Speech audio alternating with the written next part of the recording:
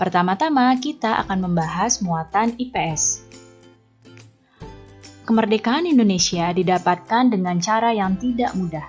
Kini, Indonesia telah merdeka. Banyak hal yang harus dilakukan oleh para generasi penerus untuk mengisinya dalam rangka pembangunan Indonesia.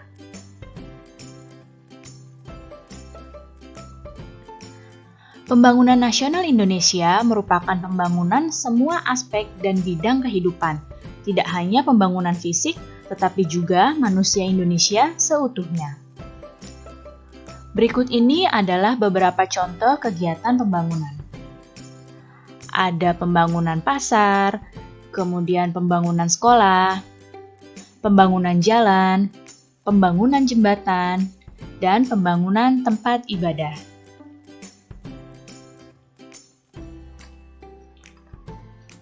Setiap warga negara Indonesia berkewajiban mengisi kemerdekaan dengan kegiatan-kegiatan yang positif sesuai dengan peran masing-masing di masyarakat. Demikian juga kalian sebagai pelajar. Kalian bisa mengisi kegiatan-kegiatan positif sesuai dengan peran kalian sebagai pelajar. Nah, apa saja ya kegiatan-kegiatan positif yang bisa dilakukan oleh pelajar dalam mengisi kemerdekaan? Ya, beberapa cara mengisi kemerdekaan yang dapat dilakukan oleh pelajar yaitu belajar dengan tekun. Jika kalian belajar dengan tekun, kalian dapat meraih cita-cita dan kalian dapat memajukan Indonesia di masa depan.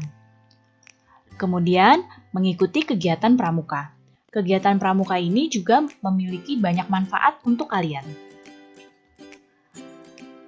Berikutnya adalah mengikuti perlombaan, karena lomba tersebut dapat mengembangkan diri kalian.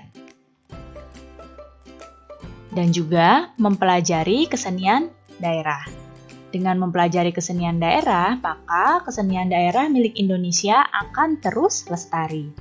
Jadi, ini beberapa cara yang dapat dilakukan oleh pelajar untuk mengisi kemerdekaan Indonesia.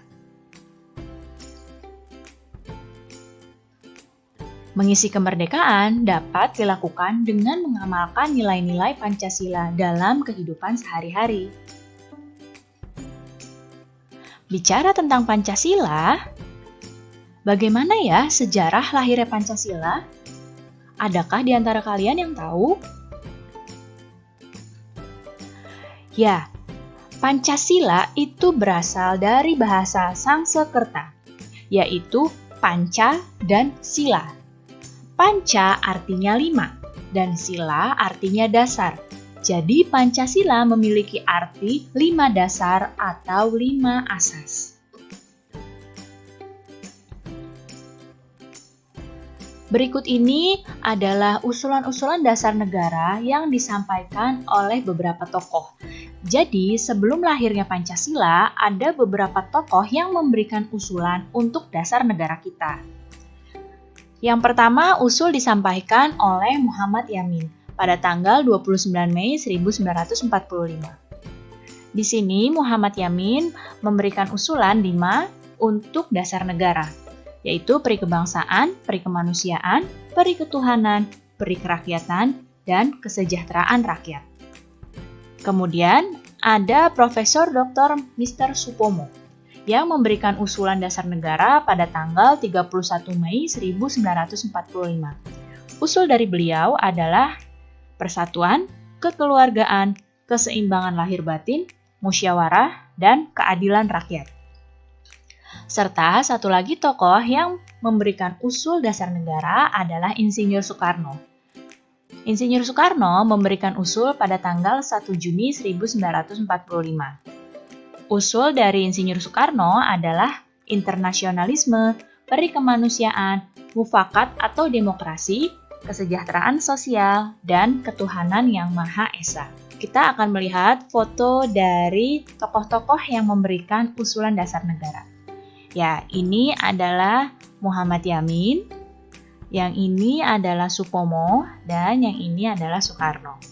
Ya, jadi ini adalah tokoh-tokoh yang memberikan usulan dasar negara.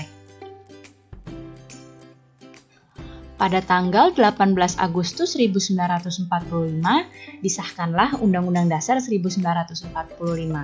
Di dalamnya termasuk pembukaan Undang-Undang Dasar yang terdapat Pancasila pada pembukaan Undang-Undang Dasar tersebut. Nah, ini adalah Pancasila yang sudah disahkan menjadi dasar negara kita, yang sampai sekarang masih dipakai sebagai dasar negara, yaitu ketuhanan yang Maha Esa, kemanusiaan yang adil dan beradab, persatuan Indonesia, kerakyatan yang dipimpin oleh hikmat kebijaksanaan dalam permusyawaratan perwakilan, dan keadilan sosial bagi seluruh rakyat Indonesia.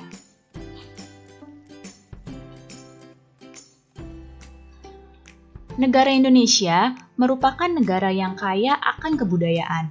Berbagai kebudayaan harus dilestarikan dari generasi ke generasi agar tidak punah. Karena kalau bukan kita yang melestarikannya, maka siapa lagi? Berikut ini adalah beberapa cara untuk melestarikan kebudayaan. Mengenali dan mempelajari berbagai kebudayaan daerah sendiri dan daerah lain di Indonesia. Kemudian berpartisipasi aktif dalam berbagai kegiatan kebudayaan. Berikutnya, mengajarkan kebudayaan kepada generasi penerus. Mencintai kebudayaan daerah sendiri tanpa merendahkan kebudayaan daerah lain, dan tidak mudah terpengaruh dengan masuknya berbagai kebudayaan asing. Jika kalian mampu menjalankan ini, berarti kalian sudah berusaha untuk melestarikan kebudayaan yang ada di Indonesia.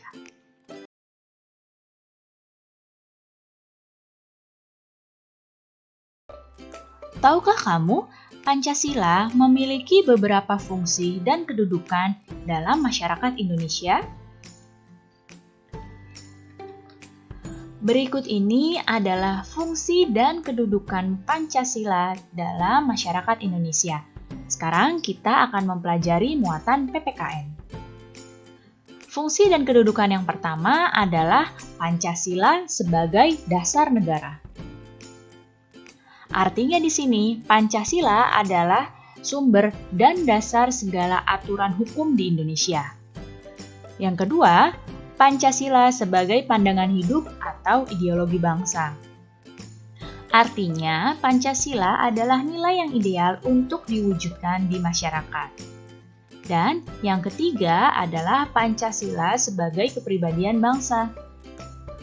Pancasila ini artinya membedakan Indonesia dengan bangsa lain. Kepribadian tersebut antara lain tercermin dalam sikap gotong royong atas dasar kekeluargaan yang ada di masyarakat Indonesia.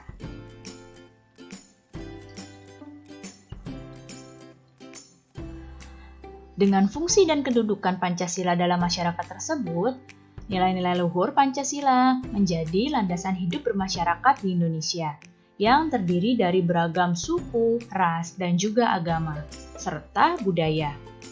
Nah, hal tersebut diperlihatkan dengan berkembangnya budaya khas Indonesia.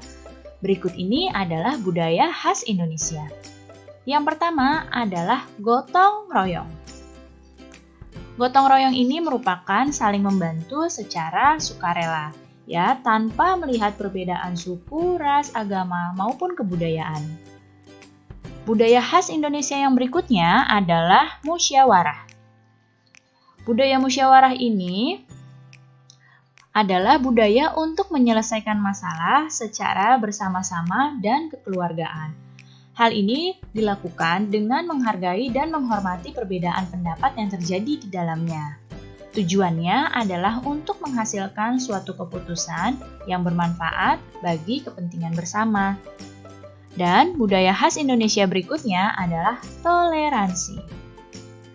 Toleransi artinya bersikap rukun dan damai dalam perbedaan. Kita, Indonesia ini, begitu banyak perbedaan yang ada di dalamnya. Nah, namun dengan adanya toleransi, kita dapat hidup berdampingan secara rukun dan damai, serta saling menghormati dan menghargai perbedaan yang ada. Nah, sekarang cara bersikap terhadap teman yang berbeda latar belakang. Latar belakang ini bisa berbeda suku, agama, kemudian berbeda budaya. Nah, ini adalah cara bersikap yang baik. Yang pertama, menghormati dan menghargai sesama teman. Kemudian, kamu dapat menolong teman tanpa membeda-bedakannya. Ya, jadi siapapun temanmu dapat kamu tolong ya, jangan membeda-bedakan. Dan menumbuhkan semangat persaudaraan. Jika kita merasa satu Indonesia, maka semangat persaudaraan kita akan semakin kuat.